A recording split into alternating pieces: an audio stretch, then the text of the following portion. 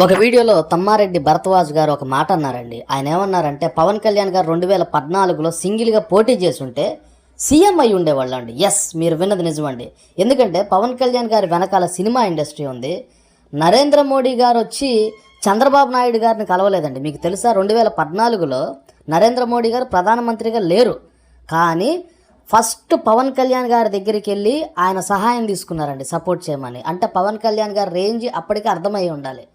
So Pawan Kalyan గారు 100% CM అయ్యి ఉండేవాళ్ళు. మీరు కావాలంటే పాత వీడియోలు చూడండి. నరేంద్ర మోడీ గారు డైరెక్ట్గా వచ్చి పవన్ కళ్యాణ్ గారిని కలిశారంటే సీఎం అయ్యే అంత పర్సన్ కాబట్టే పవన్ కళ్యాణ్ గారిని కలిశారండి.